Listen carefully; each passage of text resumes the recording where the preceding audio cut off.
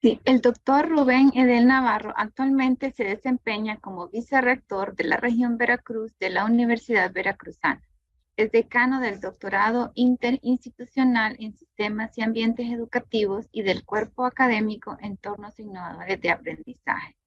Es doctor en investigación psicológica por la Universidad Iberoamericana, Ciudad de México, maestro en educación por el Tecnológico de Monterrey y licenciado en psicología por la Universidad Autónoma del Estado de México. Es investigador nacional nivel 1 por el Consejo Nacional de Ciencia y Tecnología de México, CONACYT, miembro del Consejo Asesor del Centro de Investigación Iberoamericano en Educación, de la Red Iberoamericana de Investigación sobre Cambio y Eficacia Escolar y de la Sociedad Mexicana de Psicología. Participa en el núcleo académico del doctorado en investigación psicológica de la Universidad Iberoamericana de Puebla. Colabora como profesor adjunto y asesor de diversas universidades internacionales. Además, es asesor de los proyectos Plataforma México X y Agenda Digital Educativa de la Coordinación General de Aprende MX. El doctor Edel trabaja la línea de investigación del aprendizaje mediado por tecnología, sobre la cual ha publicado más de 120 artículos y es autor de 15 libros publicados en España, Colombia, Chile, Argentina y México. También ha sido revisor y asesor editorial de más de 25 revistas científicas y conferencista en diversos países de Iberoamérica. Entre sus distinciones recientes se encuentran inclusión en el top 2000 del ranking de científicos de instituciones mexicanas por el Consejo Superior de Investigaciones Científicas de España. Becado por CONACYT para estancia postdoctoral en el Padrón Nacional de Posgrado de Calidad. Premio Internacional a la Innovación Educativa por la Nova Southeastern University de la Florida. Reconocimiento de la Universidad Veracruzana por su trayectoria de investigación y como mejor maestro evaluado por los alumnos. Este ha sido un breve resumen de la hoja de vida del doctor Rubén Edel. Doctor, le cedemos la palabra. Muchísimas gracias. De verdad que es un gusto estar en estas jornadas de innovación educativa. Agradezco a la doctora Marta Quintanilla su amable invitación a este evento de la Universidad Nacional Autónoma de Honduras. Pues bueno, me gustaría compartir con ustedes algunas reflexiones importantes en relación a este estupendo tema que tiene que ver con la prospectiva, innovación y educación superior. Hablemos un poco de los futuros inteligentes. Yo tengo un ánimo así exacerbado por las miradas prospectivas y sobre todo en educación. Y si es en educación superior, pues estupendo. Espero que podamos coincidir y discrepar, bendita discrepancia académica, en relación a estas ideas del futuro de la educación y particularmente de la educación superior.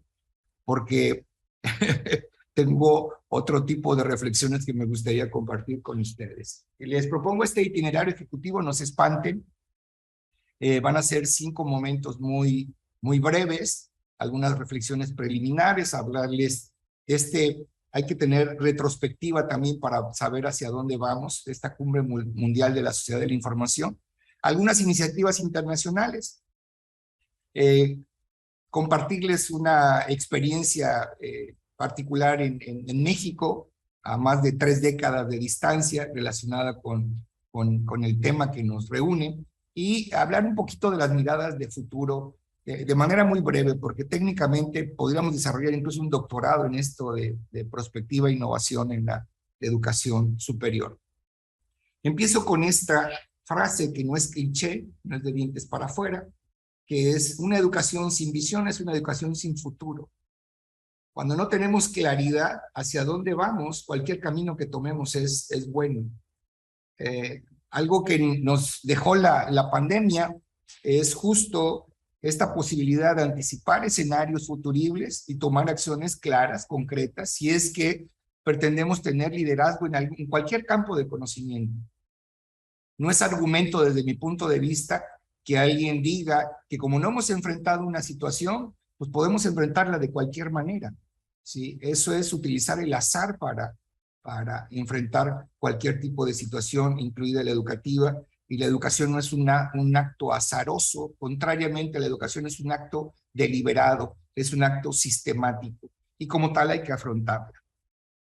Bueno, un poco el recuento rápidamente al respecto de qué fue lo que nos dejó este contexto en 2020 de la contingencia sanitaria. Pues en el 2020 nos paralizó completamente la educación. Más de 26 millones de estudiantes de las universidades tuvieron que detener su actividad, y lo mismo las instituciones de educación superior se vieron trastocadas en su operación, ¿sí? Operación académica, administrativa, logística.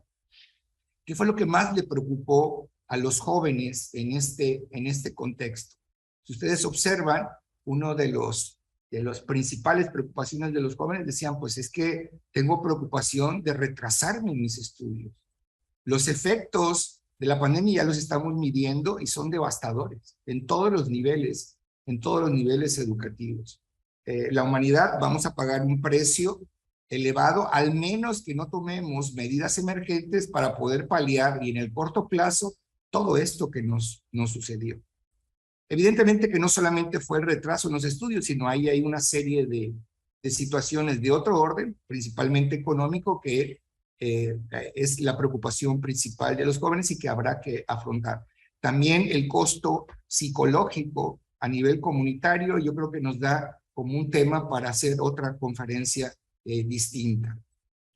¿Qué es lo que buscamos en las instituciones de educación superior? Cuando empezó la pandemia, a mí me preocupó muchísimo que los tomadores de decisiones salieran, o sea, tomadores de decisiones institucionales, me refiero, en educación superior, salieran a decir, nos movemos a una modalidad híbrida. Y lo que yo me preguntaba es, ¿alcanzaremos a dimensionar lo que estamos declarando en ese sentido? Porque moverse a una modalidad híbrida no es solamente contar con recursos tecnológicos para poder lograrlo, que generalmente ese era el fundamento para expresar eso. La modalidad híbrida tiene dimensiones administrativas, logísticas, pedagógicas, didácticas, y entre ellas las tecnológicas. Pero el recurso tecnológico no resuelve una modalidad híbrida. Y tuvimos tránsito hasta ese tipo de modalidades. El teletrabajo, el home office se volvió algo normal. Se tuvieron que hacer reajustes en los calendarios escolares. Vean, ahí la principal, cómo desvela la pandemia estos esquemas tradicionales que tenemos de enseñanza-aprendizaje. En el paradigma tradicional, en donde todo es uniforme, hay ciertos horarios, hay ciertas características del acto educativo, y llevarnos al paradigma de la virtualidad, en donde la flexibilidad impera, pues fue un choque de paradigmas. Y lo que generalmente se hizo fue querer llevarse de lo tradicional a en línea, y también cometimos un grave error en ese sentido. La evaluación en el aprendizaje a distancia, también pudimos darnos cuenta de que no funcionaba utilizar sistemas de evaluación tradicional, llevárnoslos en línea. Algo que se desveló de manera muy fuerte fue todo el tema de competencias digitales. Y parecería que esto se focalizó exclusivamente en los docentes, pero no necesariamente, también en los estudiantes. Porque la humanidad ha abrazado un terrible error en relación a la natividad digital, ¿sí? Algo que no tiene fundamento. Tú no tienes competencias digitales por haber nacido en una temporada de la historia. Esto de las generaciones millennials, centennials, es una vacilada increíble que el mundo ha abrazado y que tampoco tiene fundamento científico. El panorama de la educación en toda Iberoamérica entre el 2010 y 2017 había un incremento exponencial de la matrícula de la educación a distancia. En esta época del 2020 a la fecha hubo un incremento también considerable de todas las modalidades educativas mediadas por tecnología. Puedo expresar, escuchaba yo al colega que me antecedió, y pues discrepo en esta mirada de futuro en relación que la educación se tiene que mover exponencialmente como lo hace la tecnología. No, terrible error. Sí, la educación debe de seguir su propio pulso. Hace 10 años escribía yo en un temático del Consejo Mexicano de Investigación Educativa acerca de la contribución de lo virtual en la educación. Voy a dejar de compartir tantito para compartirles a través del chat la liga a ese documento del 2010 para que ustedes lo consulten y bueno, voy a hacer un movimiento aquí para mostrarles justo esto que les quiero decir. Y en ese temático, justo en ese temático, lo que destacaba era esta figura que aparece ahí.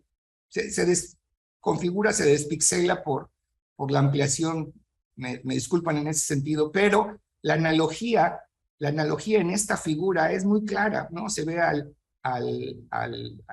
gigante de la tecnología dando grandes pasos y a la educación abrazada de una de las piernas de la tecnología. Y justo ese era el mensaje que daba yo en 2010, hace pues 12 años, en donde decía que la educación no tiene por qué seguir el ritmo de la tecnología, debe de seguir su propio pulso. Si el desarrollo tecnológico es vertiginoso, dejemos que continúe su desarrollo vertiginoso y nosotros tomemos las propias decisiones en relación a lo que es el empleo de tecnología. Continuando con este panorama, ¿sí?, acerca de la educación superior, pues bueno, varios países hermanos, Brasil, Colombia, Honduras, España y México, fueron los países con mayor proporción en su matrícula de estudiantes en la modalidad a distancia, ¿ok? Ustedes lo pueden confirmar ahí. Hemos tenido un despunte significativo en lo que es el aprendizaje mediado por tecnología.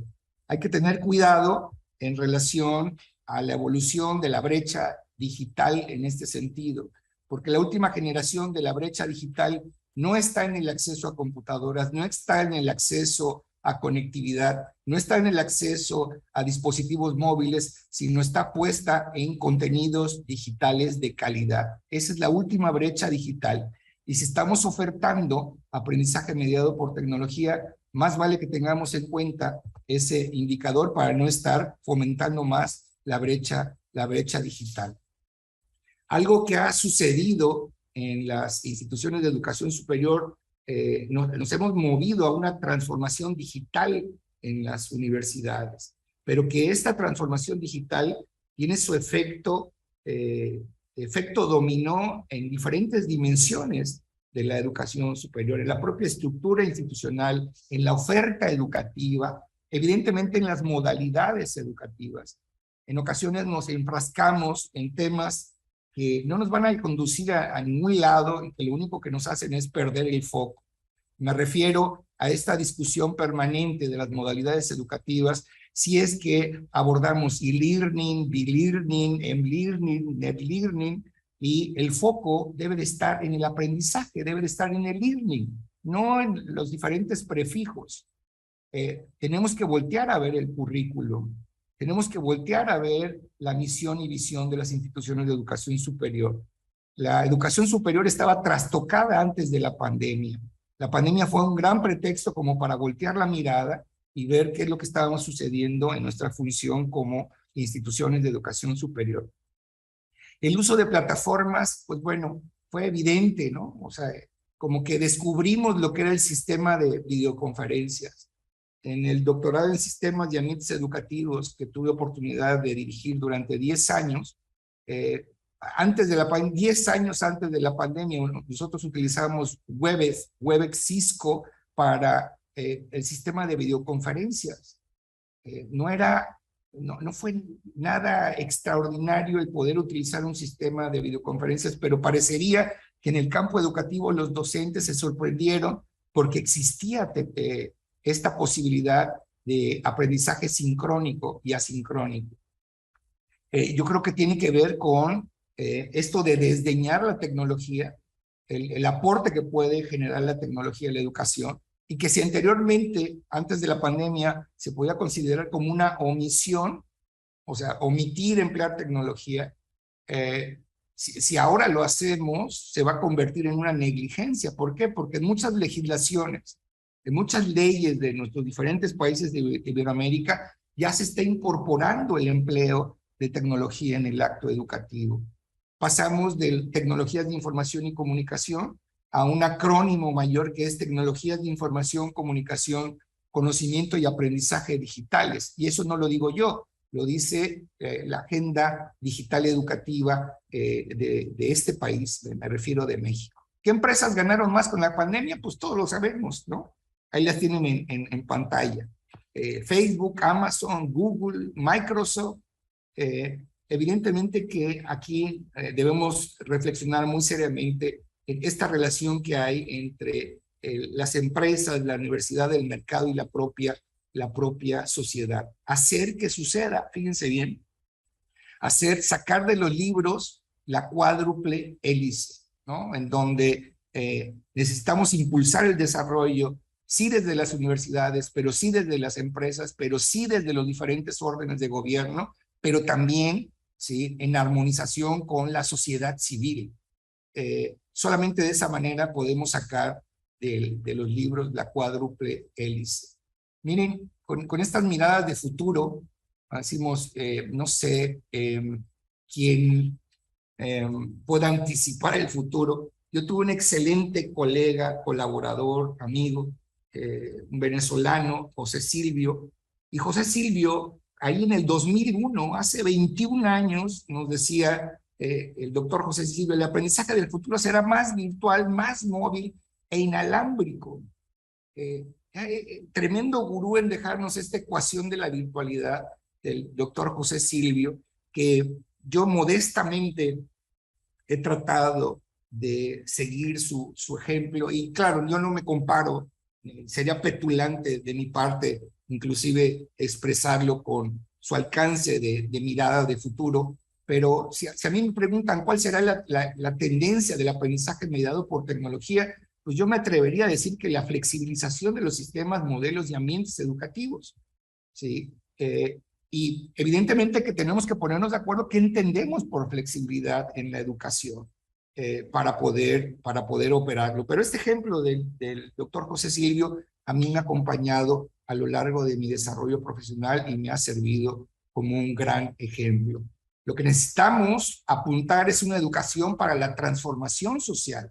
Si algo nos dejó la pandemia a todas las instituciones de educación superior, tanto públicas como privadas, es el compromiso que tenemos con el sector social.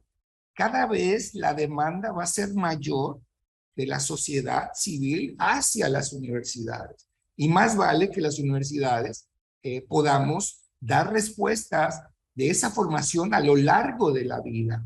¿Ok? Necesitamos armonizarnos con eso. Una triste realidad, si nosotros volteamos a ver los objetivos de desarrollo sostenible y cómo vamos, ¿sí?, es que la respuesta, por ejemplo, en el área 4 de educación de calidad, la triste respuesta es que no vamos a alcanzar los objetivos. Entonces, yo creo que es un fuerte revés a nuestra capacidad de organizarnos, de ver el futuro, de diagnosticar, de planear, de evaluar, de meternos a la mejora continua, esta experiencia de no poder alcanzar plenamente lo que se planteó para el 2030. ¿Cuáles son los retos? Pues bueno, retos en relación al empleo de tecnología, a esta simbiosis entre educación y tecnología, es tener visión a través de planes, ¿sí?, planes de colaboración para la transformación digital en las organizaciones. Hay diferentes iniciativas a nivel mundial en donde han marcado la tendencia en ese sentido y que, pues bueno, me gustaría compartirles a continuación. Necesitamos pensar más allá de los límites. Decía yo, asumir esta responsabilidad activa por la humanidad. En las instituciones de educación superior siempre andamos preocupados por las competencias profesionales que voy a desarrollar en mis estudiantes. ¿Qué tipo de competencias voy a desarrollar? Y no habría que preguntarnos primero qué clase de persona queremos formar. Sí. Voy a hacerles un comentario y asumo la responsabilidad del comentario, que es, en diferentes países de Iberoamérica nos cansamos, decimos que estamos hartos de la corrupción, ¿no? Estamos hartos de la violencia. ¿Y qué hacemos como instituciones de educación superior para erradicarla? ¿Cuál es nuestro compromiso en relación a eso? ¿Cuál es nuestro compromiso en relación a diferentes temas que son transversales, como el tema de la sustentabilidad, como el tema del cambio climático, como el tema de la equidad de género, y que tenemos que resolverlo en una educación con una gran visión, una educación para todos, ¿sí? Y que podamos operar de esta manera. Por ahí en la cumbre mundial, sí, esto ya tiene por lo menos mucho más de una década, nos apuntaban a que existía una brecha digital, ¿sí? Entre aquellas personas y sociedades que tienen la posibilidad de beneficiarse y no con las tecnologías de la información y comunicación. Y que esas tecnologías tienen incidencia no solamente en el trabajo y en el aprendizaje, sino para la vida diaria. A esto apunta un tema transversal también que deben de visualizar las instituciones de educación superior, que se llama ciudadanía digital.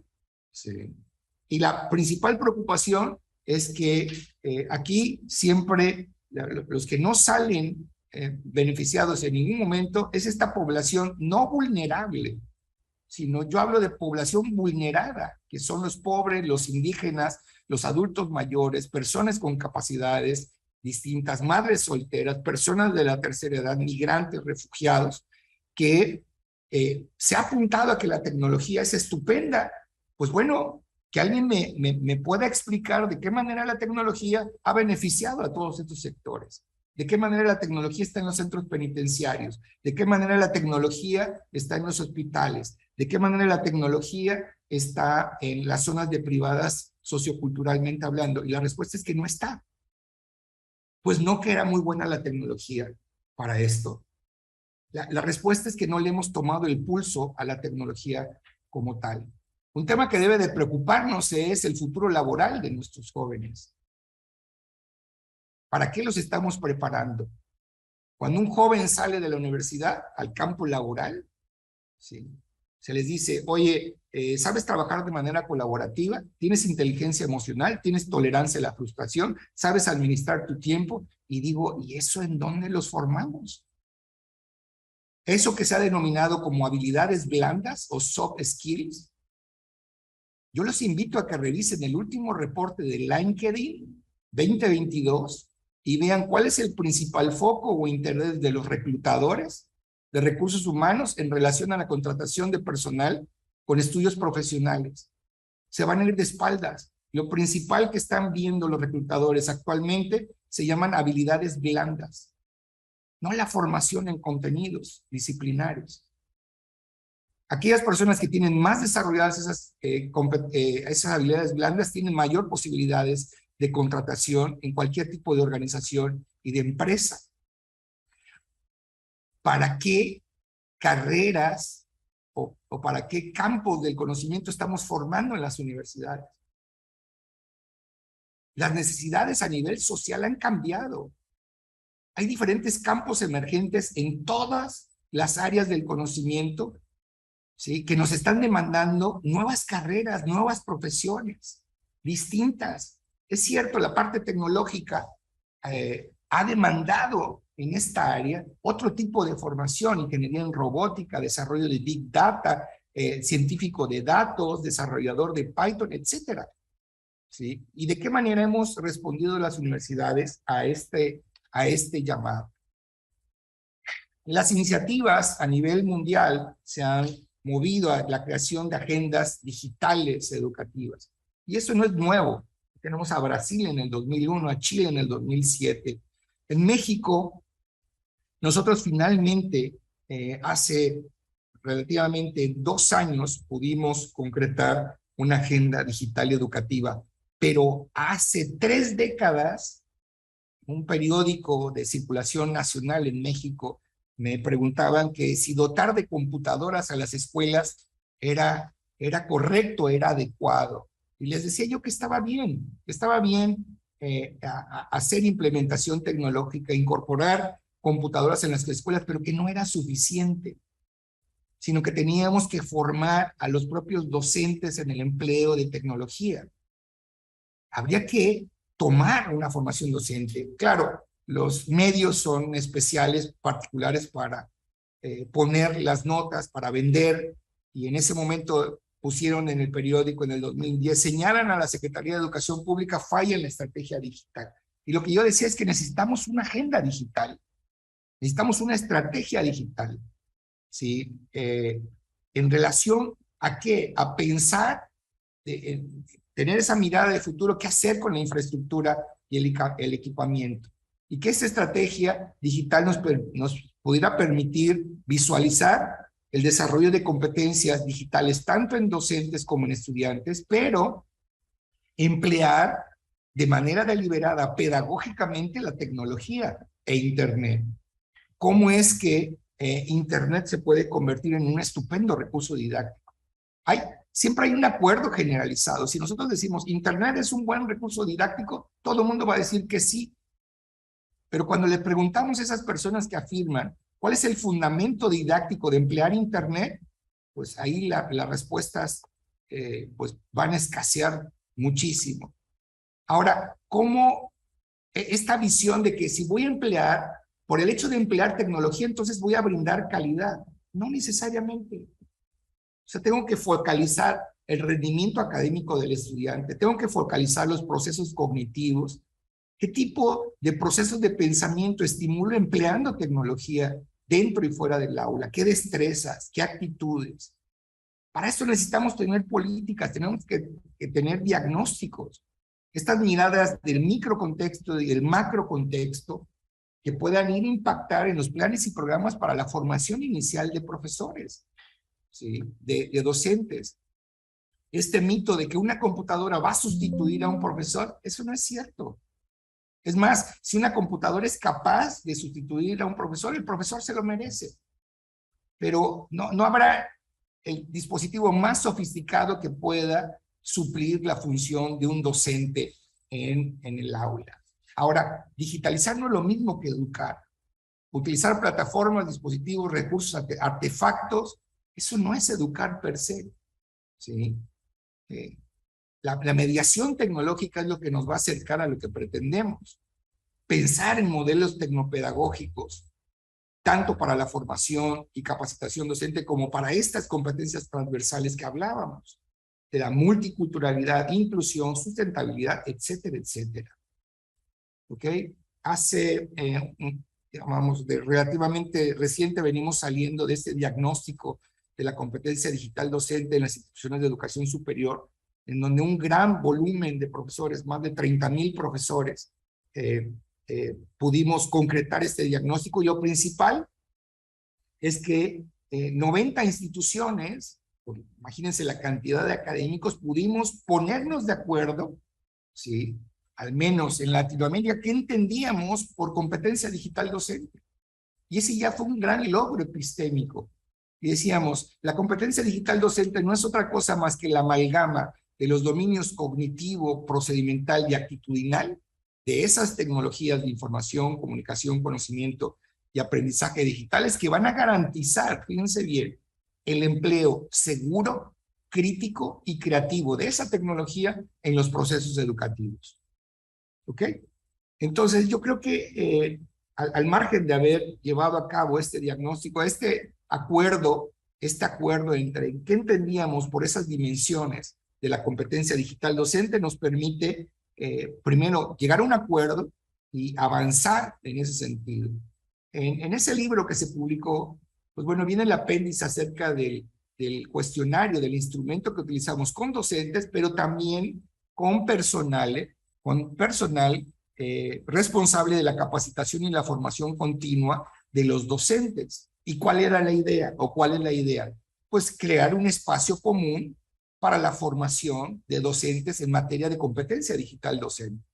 Es decir, que las instituciones de educación superior realicemos una alianza y compartirnos todos estos recursos que tenemos para la capacitación y ponerlos en un espacio común para que de cara al futuro tener la posibilidad de certificar, como instituciones de educación superior, certificar la competencia digital docente. Y si esto lo podemos hacer de manera interinstitucional, pues estupendo. Esa es la idea, de poder colaborar, poder contribuir. Nosotros requerimos de un modelo para poder evaluar esas destrezas.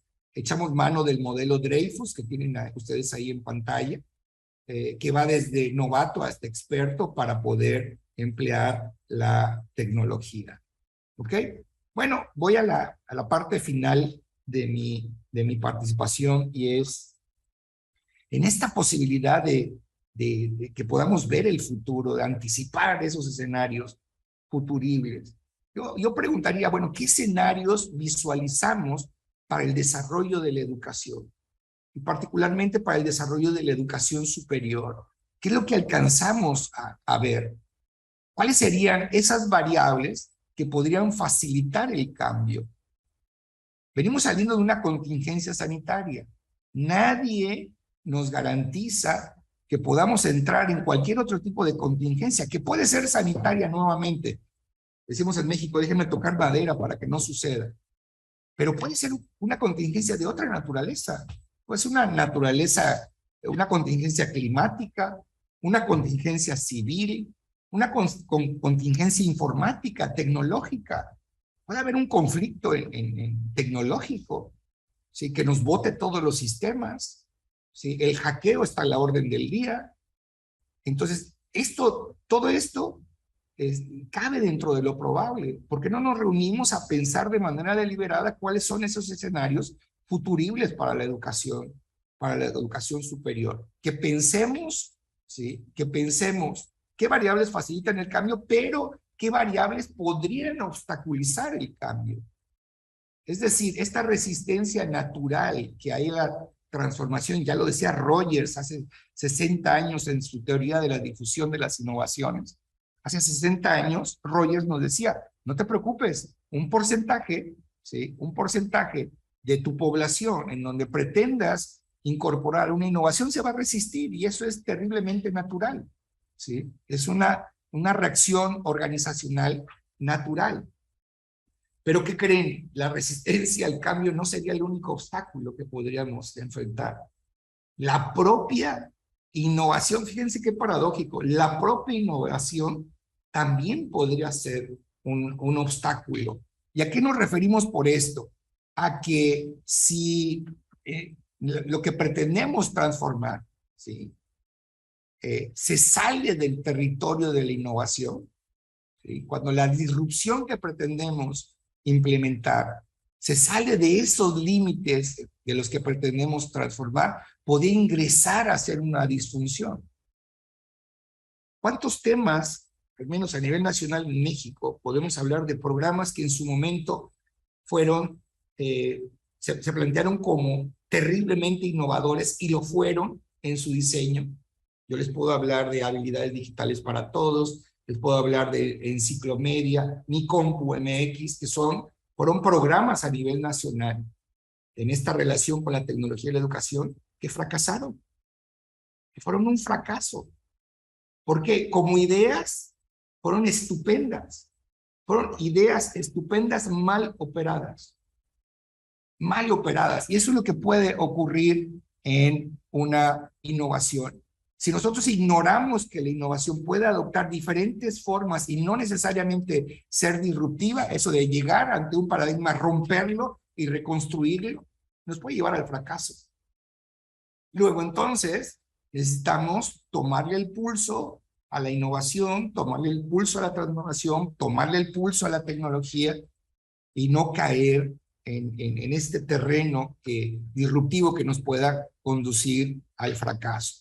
¿Y de qué manera lo podemos lograr? Pues es que entre mayor número de variables consideremos, vamos a reducir el margen de error. Pensemos, por ejemplo, en los efectos que tendría una agenda digital educativa, tanto en el corto plazo como en el largo plazo. Equilibremos nuestro pensamiento. ¿Qué va a suceder en el corto plazo de manera positiva y negativa? Lo mismo que de largo plazo. Consideremos consecuencias, consideremos puntos de vista, consideremos alternativas y posibilidades. Todo este pensamiento estratégico, creativo, empleémoslo para tener una mirada de futuro que nos permita tener certidumbre. Lo que sí estoy completamente seguro, y yo creo que no necesitamos tener mirada de futuro, es que la nueva tecnología no implica nuevas formas de aprendizaje. Nosotros seguimos aprendiendo exactamente de la misma manera. Aprendemos por ensayo-error, aprendemos descubriendo, aprendemos jugando, aprendemos por evitar el castigo, aprendemos con premio. Esas son las formas naturales, socializando. Esas son las formas naturales de aprender. La tecnología puede cambiar vertiginosamente. La forma de aprender de los seres humanos no. ¿Sí? Aprendemos a través de la simulación. Tenemos que retornar a lo básico. Hablemos de estrategias didácticas. Se habla de simuladores, pues eso es, la simulación es una estrategia didáctica. Simulación a través de objetos, a través de dibujos, la simulación digital. Eso es lo básico, no es la tecnología. La innovación educativa no es producto de la tecnología, sino de la transformación de las prácticas pedagógicas. Y eso ya tiene un rato que lo vengo fundamentando y lo vengo diciendo. Miren, para poder transitar, para poder pasar, ¿sí? De la innovación a escenarios con o sin contingencia, lo que necesitamos hacer es conjugar, hacer una amalgama entre esta visión de futuro, pero también en relación con creatividad, con expertise académica, que no es lo mismo que experiencia académica. Alguien puede tener experiencia académica de 50 años, 40 años, pero no tener expertise académica, que es destreza, pero también con mediación tecnológica. ¿Sí? Lo que nos ayuda a la tecnología es para mediar el aprendizaje, pero flexibilidad curricular, tener claro cuáles son los procesos cognitivos que pretendemos estimular. Cuando decimos vamos a estimular el pensamiento de nuestros estudiantes, sí, pero ¿qué tipo de pensamiento y cómo? Pensamiento crítico, creativo, analógico, hipotético y sobre todo, con compromiso social. Si algo debemos de tener las instituciones de educación superior, es esa sensibilidad por el compromiso social. Si nosotros prospectamos de manera articulada, escalonada, pues lo que teníamos que hacer, os digo paradójicamente, lo que teníamos que hacer ayer era el rediseño de programas, rediseño de materias, rediseño de asignaturas, ¿sí? Pensar en el diseño instruccional en línea, si es que lo que pretendemos es la mediación tecnológica, pero lo que tenemos enfrente, ¿sí? Irremediablemente, todas las instituciones es el rediseño curricular para cumplir con estos nuevos compromisos que nos están demandando socialmente. Miren, les dejo estas reflexiones finales.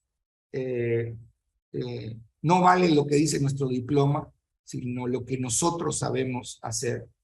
El ser modelos en Instagram o el ser soldados en cualquier videojuego, esto no es transformación digital de los campos profesionales. Y hay un autor francés, Maurice Blondel, que nos dejó una frase para la eternidad que a mí de manera particular me encanta y que refiere que el futuro no se prevé, sino se construye. Yo creo que nos ha dejado una gran lección Maurice Blondel en ese sentido y todos los pensadores en relación a lo que representa la visión de futuro en la educación y que podemos echar mano de todos esos conocimientos para pues, generar un mejor futuro. Me encantaría interactuar con ustedes a partir de este momento, agradecerles su amable atención. Yo quiero ser muy respetuoso del tiempo para poder platicar pues largo y tendido con ustedes. Muchas Muchísimas gracias, gracias. doctor Edel. Queremos comentarle de que además de esta sala donde estamos nosotros, hay una sala webinar donde están nuestros docentes participantes de nuestra Universidad Nacional Autónoma de Honduras y también de otras universidades públicas y privadas. Y el canal de YouTube por el que nos siguen muchos participantes. Tenemos algunas preguntas para usted. Invito a mi compañera, la máster Sonia Navarro, para que le dé a conocer estas preguntas. Adelante, estimada Sonia.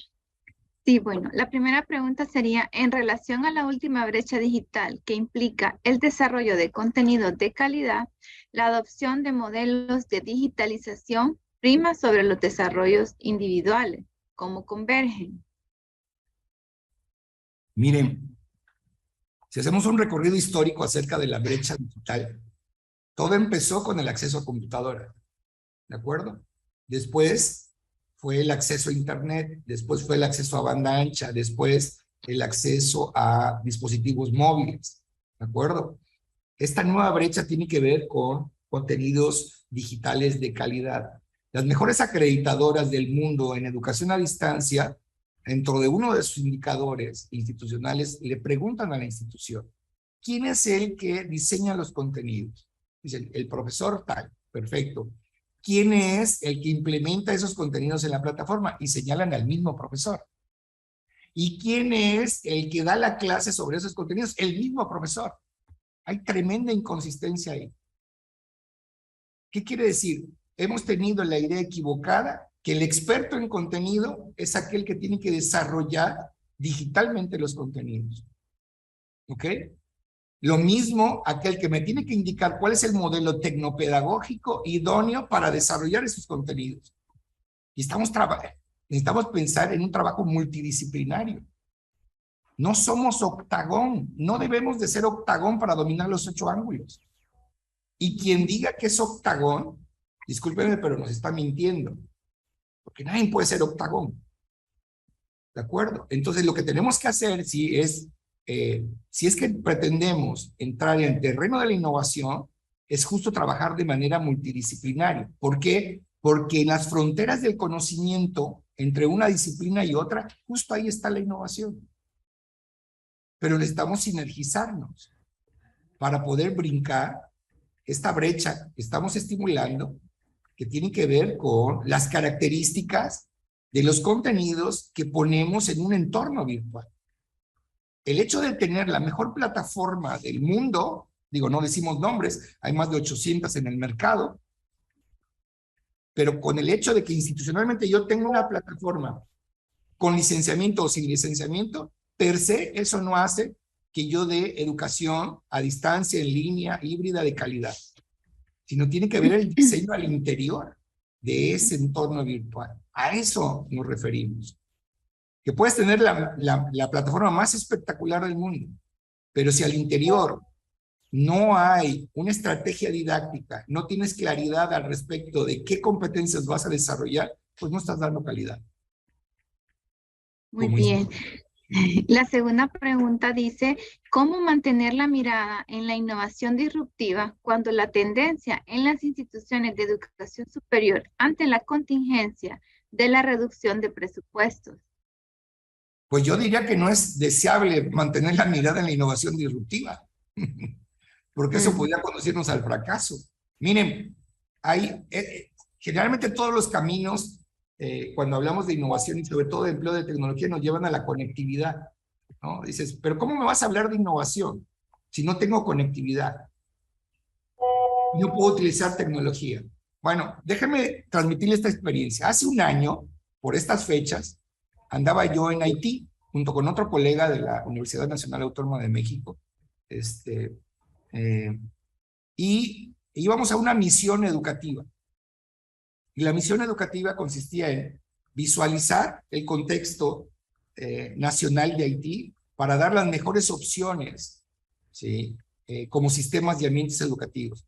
Y saben que la mejor opción fue tener modelos desconectados, evidentemente, porque Haití tiene problemas de luz, tiene problemas económicos, tiene problemas sociales, tiene un cóctel de problemas. ¿Sí? Y decíamos, bueno, ¿cómo podemos mirar el diseño de un sistema, un ambiente educativo desconectado. Y adivinen a dónde llegamos. Llegamos a Ethernet, como el Internet para el otro día, el Internet para el siguiente día, ¿no? No tenemos capacidad nosotros de diseñar ese tipo de modelos que podamos prescindir de la conectividad para seguir operando con calidad. Pues claro que lo podemos tener, nada más hay que pensar de manera deliberada cómo lograrlo. ¿Sí? Entonces, la invitación es, a ver, no nos pongamos como obstáculo la conectividad o la infraestructura para poder operar. Muy bien, la siguiente pregunta. ¿Cuál debería ser la disposición de las instituciones de educación superior, universidades, sobre la docencia y aprendizaje virtual? ¿Debería continuar sujeto a horarios preestablecidos o aportar mayor flexibilidad? El paradigma de la virtualidad lo que ofrece es justo eso, flexibilidad. Si algo redescubrimos en la pandemia fue eso que sucedía como aprendizaje se podía dar de manera sincrónica o asincrónica. El tema de los horarios está vinculado con eso. La gran posibilidad que nos ofrece en términos de flexibilidad la virtualidad es esa, la posibilidad de aprender de manera sincrónica y de aprender de manera autogestiva. Ahí tienen un gran ejemplo a través de los MOOC, de los Massive Online Open Course. La gran posibilidad de formarse, ¿sí? De formarse de manera autoadministrada, de poderse evaluar y poder tener resultados, ¿sí? Muy satisfactorios en función a la propia experiencia áulica en el entorno virtual.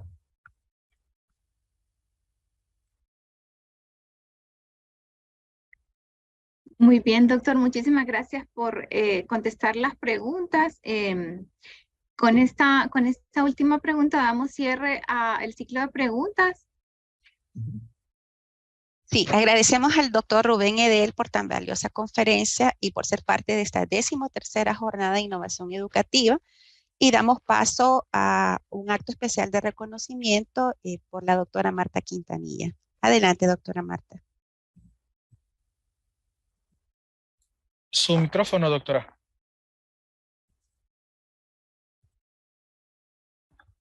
Muchísimas gracias, doctor Edel, por habernos regalado estos más de 45 minutos de mucho aprendizaje. De su conferencia nos ha permitido ver realidades muy parecidas en nuestras universidades nacionales. Esa mirada suya que yo la comparto al 100% porque hemos venido trabajando en esta línea de innovación educativa y de este enfoque de ver las tecnologías, de ver la innovación educativa no necesariamente mediada por tecnología, sino en su integralidad desde el diseño curricular. Así es que creo que muchos de los que están siguiendo y participando esta 13ª jornada de innovación educativa han disfrutado y han aprendido mucho de su conferencia, ¿verdad? Por eso, desde la Universidad Nacional Autónoma de Honduras, tenemos una gran gratitud con usted por desprenderse de su conocimiento y experiencia y poder compartirla con la comunidad académica de nuestras universidades y de quienes participan en este encuentro académico. Y como muestra de esa gratitud, le hacemos entrega de un significativo diploma de reconocimiento al doctor Rubén Edel Navarro por su colaboración académica como conferencista en la 13ª jornada de innovación educativa, ecosistemas educativos digitales para una educación superior disruptiva, humanística e inclusiva. Y firman este reconocimiento, doctor, nuestra vicerrectora académica que estuvo inaugurándonos esta mañana, la máster Belinda Flores de Mendoza, y mi persona. Así es que reciba a nombre de nuestra Universidad Nacional Autónoma de Honduras y de toda la comunidad académica que es parte de esta jornada de innovación 2022, este diploma de reconocimiento con la esperanza que podamos volver a encontrarnos, que sigamos estrechando estos lazos de colaboración académica y que pronto podamos tener algunas actividades y proyectos conjuntos en el ámbito de la innovación educativa y de toda esta disrupción que estamos viviendo las universidades. Así es que recíbalo con nuestra gratitud, se lo haremos llegar electrónicamente y le dejaría con su mensaje final de cierre de esta importante conferencia que nos ha brindado. Pues agradecerle sinceramente su amable invitación y encantados que pueda suceder todo esto que visualiza, colaboración con la Universidad Nacional Autónoma de Honduras. Será un honor poder colaborar en el futuro y poder coincidir interinstitucionalmente. Muchísimas gracias. Muchísimas gracias y lo despedimos con un efusivo aplauso, ¿verdad? Gracias. Gracias, muchas gracias. Hasta luego.